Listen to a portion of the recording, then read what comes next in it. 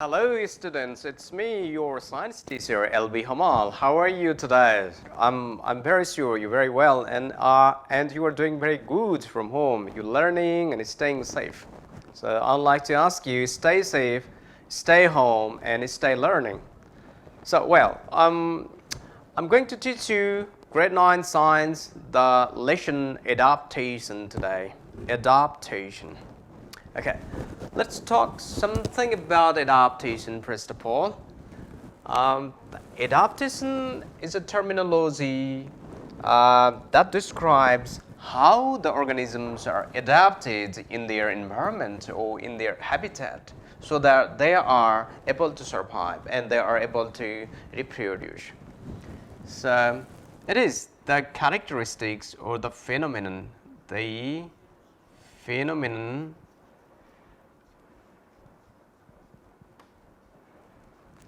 of organisms. Because of that,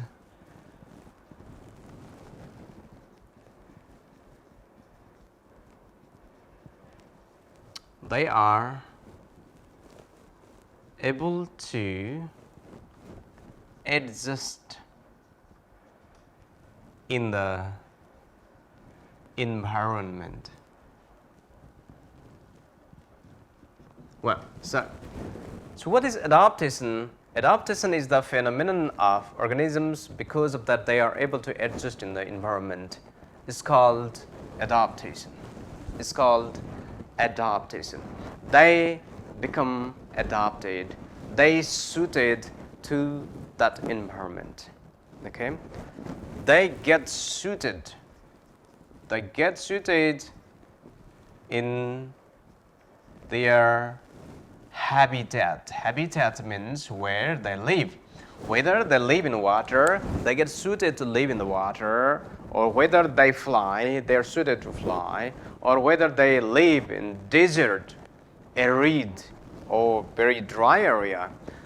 So they are suited in their habitat. And finally, they able to survive. The ultimate goal of life is survival. Without surviving, nothing happens. Okay? First of all, existence means surviving, and they reproduce. Let's say reproduction.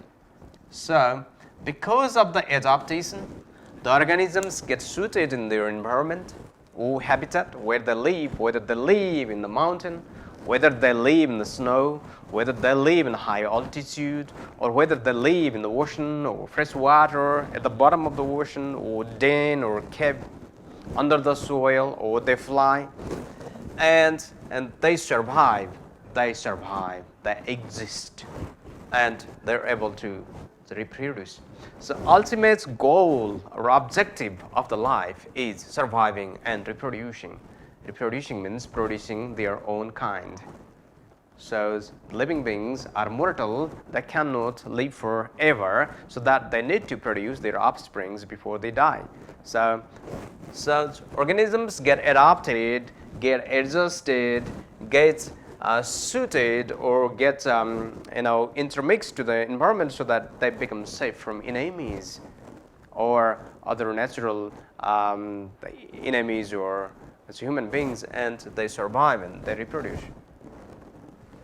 So the adaptation talks about the suitability of the organisms to their habitat, and they survive and they reproduce. So generally we talk about how they survive and how they reproduce. So they have got certain characteristics in their body. They are able to adapt them to the given environment. Such characters are called adaptational characteristics. The characters which help organisms to adjust in their environment.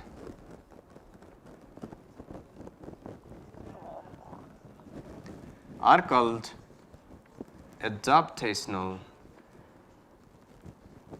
characters or features.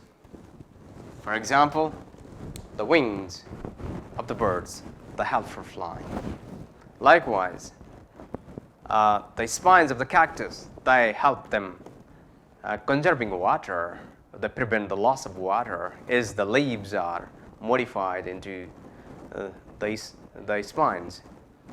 Okay, so let's have a look to the slides, and better we will come to know more things. Adaptation, let's read with me. Adaptation can be defined as the structural and functional features, means characters of living beings, which develop over a period of time and enable them to survive and reproduce successfully. So, adaptation can be defined as structural and functional features. Structural features means, for example, the wings, structural features, long teeth, so structural features. Functional features, what they are used for example, for the flight, or something for respiration, something for keeping the body warm. So these are the functional features. And because of that, they able to survive, and when they survive and they reproduce, and they produce a lot of offsprings before they die. And the adaptation develops over a long period of time. For example, I wish to fly, I wish to camouflage to the environment. It means to intermingle in the environment. It does not only depend upon my wish, but it takes time. It takes time, sometimes millions of the years. Adaptation is for living and reproduction. I already told you the ultimate goal of the life is living and reproduction. Because of adaptation, the living beings, they survive and they reproduce.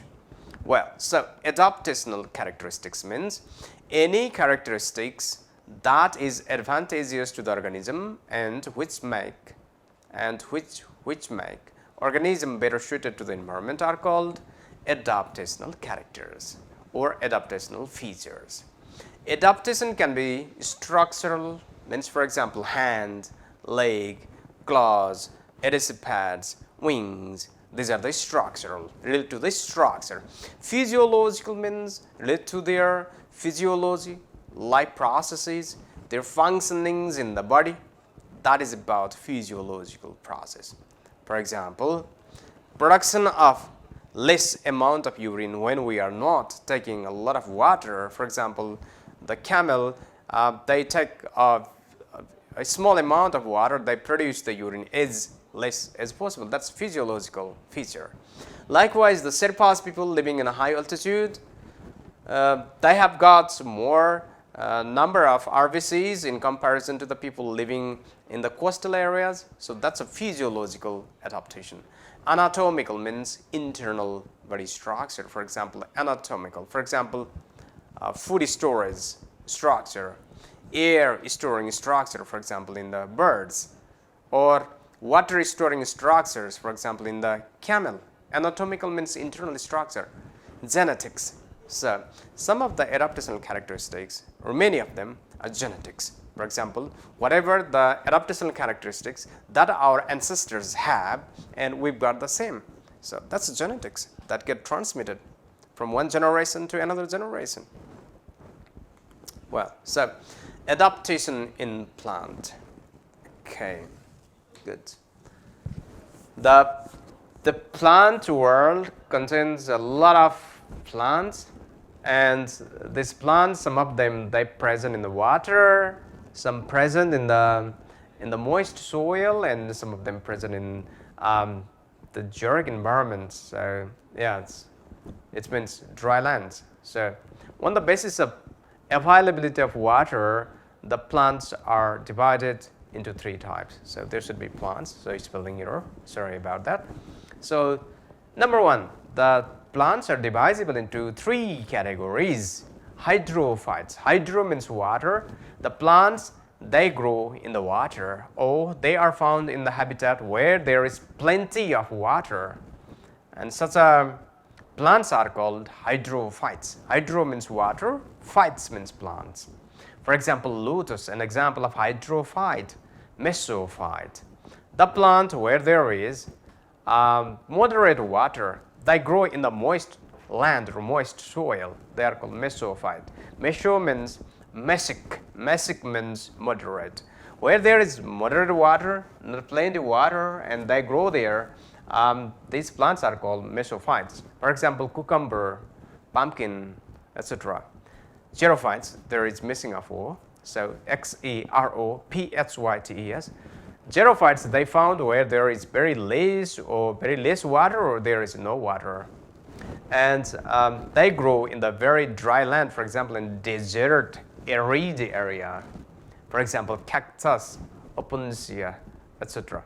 So on the basis of whether there is plenty of water available or there is no water available, on the basis of that, the plants are categorized into three types: hydrophytes, mesophytes, xerophytes. Okay. Likewise, let's go to hydrophytes. Classification of hydrophytes. Hydrophytes are categorized into 5 types, whether they are totally present inside the water or some part outside the water, or they're rooted or not rooted. It means whether they have got the root and the roots are fixed in the soil or not. On the basis of that, the hydrophytes are divisible into the 5 types. So number A, free floating hydrophytes. Free floating hydrophytes means those hydrophytes, they are present on the surface as they are freely floating. Okay, they are just freely floating. The roots and root-like structures are under the water, and the plant body is totally on the surface. They look like just floating. For example, water hyacinth, pistia, lemna, etc. Submerged floating hydrophytes. Submerged floating hydrophytes means they are under the water but is still floating. For example, Ceratophyllum utricularia. C, rooted submerged hydrophytes. Rooted means the root reaches to the bottom and root get fixed in the soil. That's why they are called rooted. Submerged means they are totally under the water.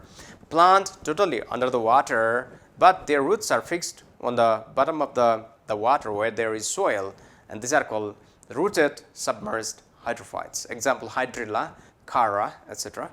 Number D, the rooted with the free floating the leaves hydrophytes. For example, the water lily, lotus, they are rooted means the roots get fixed at the bottom of the water body, for example, at the bottom of the pond where there is soil, and they have got the huge broad leaves and they are freely floating. They are freely floating. Okay. Example, water lily and lotus.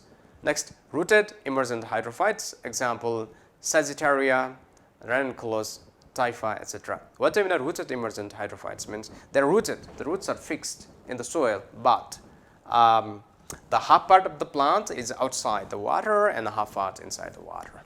That's called rooted emergent. Rooted emergent means rooted and fixed in the soil, and half part in the soil, half part in the water. Water hyacinth, we say jalakumbi in Nepali, freely floating. Next, cara, so rooted, submerged. Lotus, the rooted, the broad leaves freely floating one. It's a lotus kamal. So let's talk about adaptational characteristics of the hydrophytes. Hydrophytes, adaptations of hydrophytes.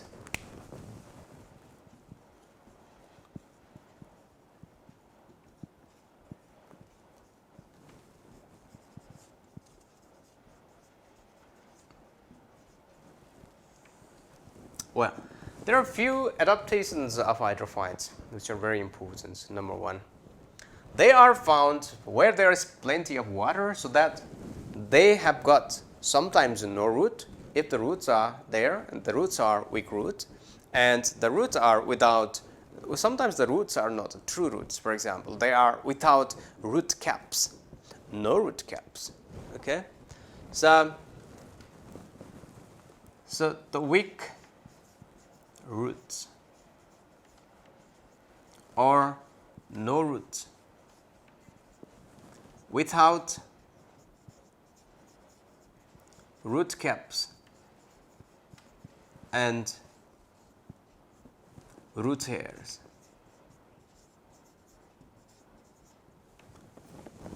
Okay, so because of plenty of the water, they shouldn't have got a proper, very strong, properly functioning root, not required. So they have got weak roots and sometimes no roots. And the roots are without root caps and root hairs. So this is a root, a cap-like structure at the tip, that is called root cap, and hair-like structures, these are called root hairs. And the roots and the plant body especially, not only the root but the stem are the flexible and spongy, filled with the air. So stem are flexible and spongy, filled with the air. There is a type of tissue called parenchyma. Parenchyma is filled with the air, that is called erenchyma. Okay, let's say erenchyma. What is erenchyma? Erenchyma is parenchyma plus air spaces. So if there are some air spaces in the parenchyma, such a tissue is called erenchyma. That makes the body of the plant lighter and easier to float. So that's a erenchyma present. And in some cases, leaves are ribbon shaped. When they are submerged, leaves are ribbon shaped. If they are submerged,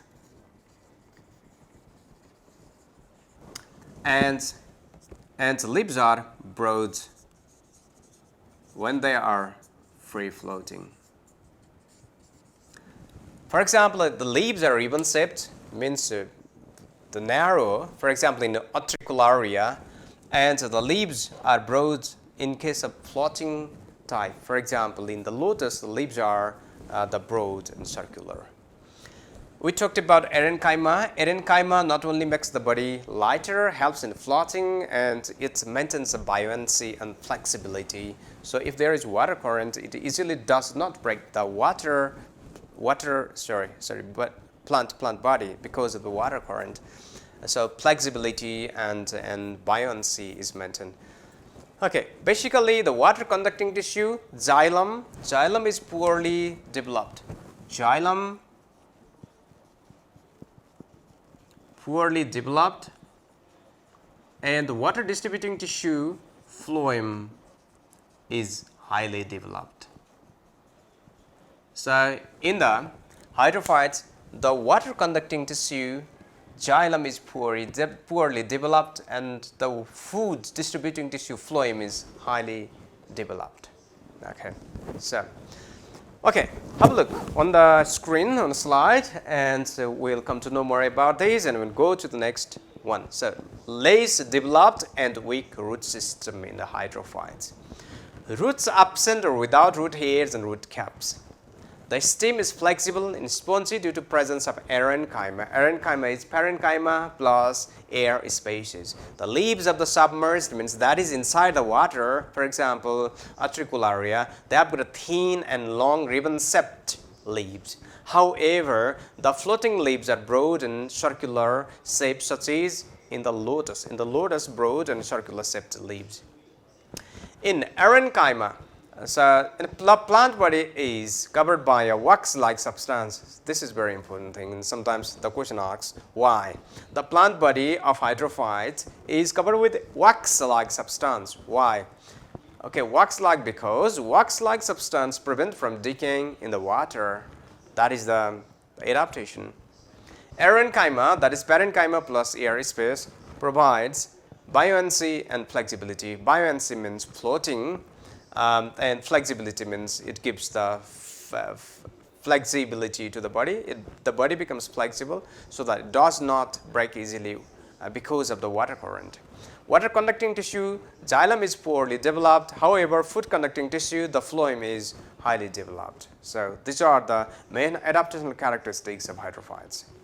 Let us talk about mesophytes. So, mesophytes means the plants which are found in mesic habitat. What do you mean by mesic habitat? Mesic habitat is a place where there is moderate amount of water. So, that is the place where there is moist soil. When we squeeze the soil, we get a water, but the water is not like that. Is water found in lake or water found in river? So, no. So, only the moist soil. For example, the plants grown in the mesic habitat, for example, cucumber, pumpkin, peas, potatoes, etc. Adaptational characteristics of mesophytes. They've got well-developed root system with root caps and root hairs, normally not found in hydrophytes, but found in mesophytes. Stem are solid and freely branched. Solid means it's a solid, not very soft, it's hard. And freely branched means a lot of branches. Okay, leaves, L-E-V-E-S, should be L-E-V-E-S, L-E-V-E-S. Leaves generally large and broad with numerous stomata. Leaves large and broad. Numerous stomata means they have got a lot of wall for the transpiration and respiration. Mechanical tissues and conducting tissues, both xylem and phloem, are well developed. In case of climbers, such as pumpkin and cucumber, they have got hooks, tendrils, and aerial roots for support. So the hooks, hook-like structure, tendrils, we say the hand. In case of some climbers, for example, the pumpkin lohara, the aerial roots means roots in the air. So the aerial part means the part in the air from where the root develops and that goes into the soil for extra support.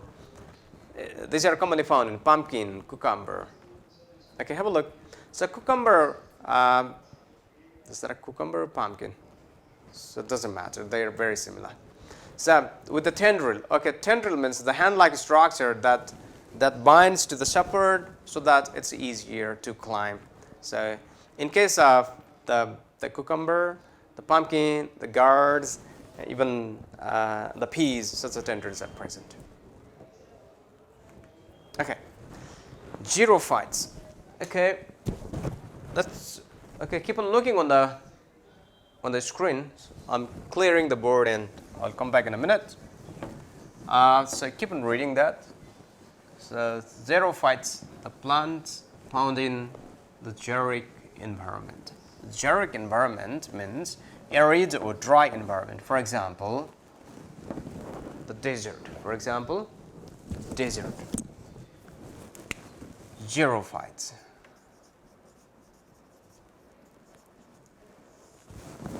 Plants found in xeric environment are called xerophytes. Okay, xerophytes means there is extreme scarcity of water, or there is very less amount of water. And the plants growing in such a dry place are called xerophytes. Xero means dry and phytes means plant. Plant found in dry and arid area. They grow dry or desert habitat. Adaptations. They have got well-developed root. Well developed the roots. Leaves and stem are glazed. Leaves and stem are provided with the spongy water storing tissue. It's most of the cases leaves absent, but these leaves are modified into spines or thorns.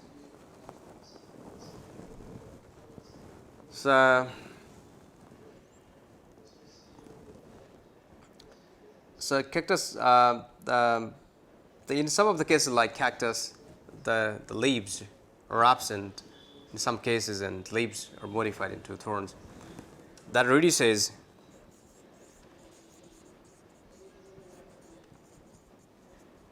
stomata. Reduction of stomata if there are leaves or something, and it means less transpiration.